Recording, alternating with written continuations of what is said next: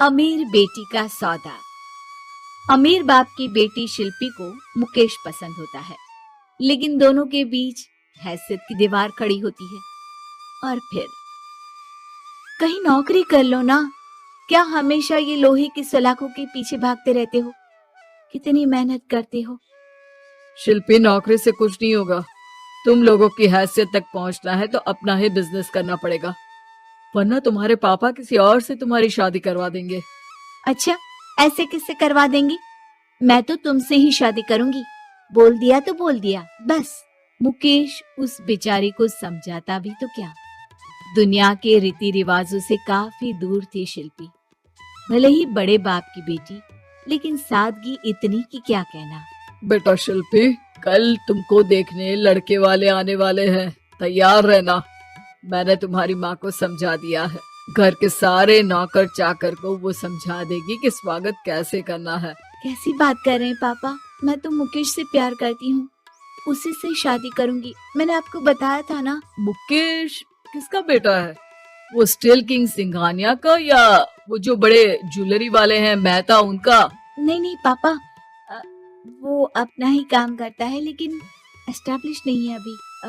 पापा, वो आपके पास तब आएगा जब कुछ बन जाएगा। आप प्लीज थोड़ा सा वक्त दे दीजिए। पिता को शिल्पी की बात पर गुस्सा आ जाता है। वो उससे कुछ नहीं कहते और शिल्पी की माँ के पास जाते हैं। ये संस्कार देकर बड़ा किया तुमने शिल्पी को, और कैसे मैं किसी भिखारी के साथ उसकी शादी कर दूं? कौन है ये मुकेश? मैं जानती हूँ, बड़ा ही होनहार लड़का है। शिल्पी से बहुत प्यार करता है और शादी करना चाहता है। अरे ऐसे कैसे मैं किसी से भी अपनी बेटी की शादी कर दूं?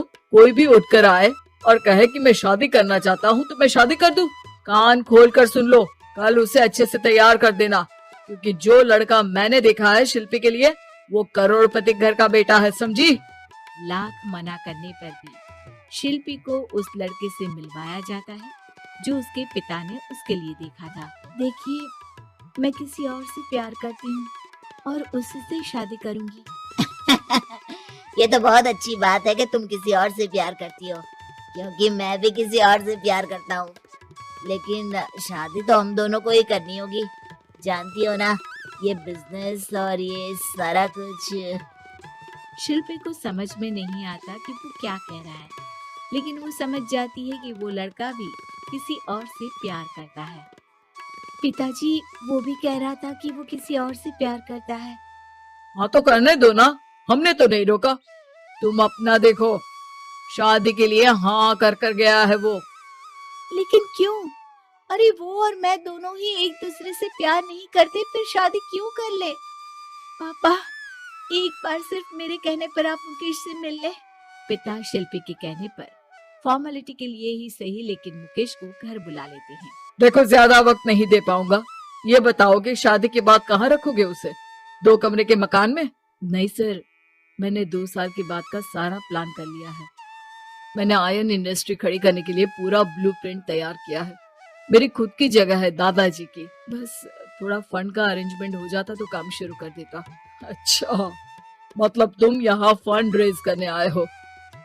मुकेश समझ जाता है कि उसके पिता शिल्पी की शादी उससे कराने के मूड में नहीं है। फंड आप कभी दे भी नहीं पाएंगे मुझे तो सिर्फ शिल्पी चाहिए।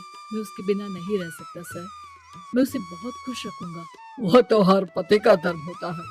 वो तो मैं किसी से भी उसकी शादी करा दूं, वो उसे खुशी रखेगा। लेकिन देखो, मैं ज्यादा बात को घुमाना नहीं चाहता। वो बड़े घर की लड़की है, उसे काम काज की आदत नहीं। अभी वो समझ नहीं रही, लेकिन तुम तो समझो। मैं किसी भी हालत में शिल्पी की शादी तुमसे नहीं करवा सकता। मुकेश पिता से लाख मन्नतें करता है, लेकिन वो नहीं मानते। शिल्पी की शादी उस अमीर लड़के से हो जाती है। शादी के बाद क्या हम लोग मेरी माँ के घर चले? मुझे उन लोगों की बहुत याद आ रही है। हाँ हाँ, जाओ जाओ। वैसे भी आज मैं अपनी गर्लफ्रेंड के साथ मसूरी जा रहा हूँ, तुम जा सकती हो। कैसी बात कर रहे हैं?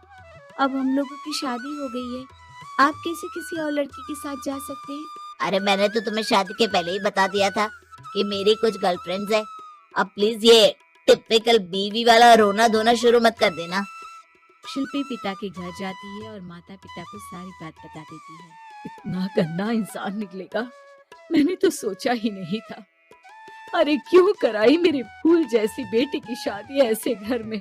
और तो क्या हो गया, शुरू शुरू में हर घर में ऐसा होता है, धीरे धीरे ठीक हो जाएगा। और वैसे भी उन लोगों के साथ हम लोगों की एक बड़ी डील फाइनल हुई है, समझी। उन लोगों से रिश्ता बनाकर रखो, तभी पैसों की बारिश होगी। पापा, अब समझ में आया कि आपने मेरे साथ ऐसा क्यों किया। मुकेश आपके सामने गिड़गिड़ा कर गया कि वो मुझे बहुत खुश रखेगा, लेकिन आपने मेरी शादी एक ऐसे लड़के से करा दी जो किसी और लड़की से प्यार करता है और शादी सिर्फ समझौते के लिए कर रहा है। पापा, मैं जा रही हूँ, लेकिन इस घर में कभी पैर भी नहीं रखूंगी। आपने मुझे सामान की तरह इस्तेमाल किया। माँ शिल्पी को बहुत रोकती है, लेकिन वो एक नहीं सुनती। कुछ समय बाद, शिल्पी, मुझे नहीं लग रहा कि अब हम दोनों के बीच ये शादी और रह पाएगी। मैं किसी और से शादी करना चाहता हूँ। वैसे तुम परेशान मत हो ना, तुम्हारे पापा के साथ हम लोगों की डील जो चल रही है ना, वो नहीं रुकेगी, क्योंकि तुम बहुत अच्छी लड़की हो। ठीक है, मैं जा रही हूँ, तलाक के पेपर में साइन करके। लेकिन एक शर्त है, मैं कहाँ गई ये बात मेरे पिता तक नहीं पहुँचनी चाहिए। शिल्पी घर छोड़कर चली जाती है। वो एक नौकरी करती है और अपना जीवन खुद संभालती है। लेकिन एक दिन, शिल्पी जी, आपसे मालिक मिलना चाहते हैं। मुझसे क्यों? शिल्पी मालिक के कमरे में जाती है, जहाँ सामने मुकेश होता है। अरे आपको देखकर बहुत खुशी हुई, बहुत बड़े आदमी बन गए। थैंक्स, पर तुम्हें नौकरी करने की क्या जरूरत पड़ गई? मैंने तो सोचा भी नहीं था कि तुम मेरी शिल्पी होगी। तभी वहाँ शिल्पी के पिता आ जाते हैं। शिल्पी, तुम्हारे बारे में माँ से पता चला। घर चलो बेटा, मुझे माफ कर दो। मुकेश, मैं यहाँ अपनी कंपनी के काम के लिए आया हूँ। तुम्हारी कंपनी की डील अगर हमें नहीं मिली तो हम बर्बाद हो जाएंगे। वैसे अब तुम चाहो तो शिल्पी की शादी मैं तुमसे कराने को तैयार हूँ।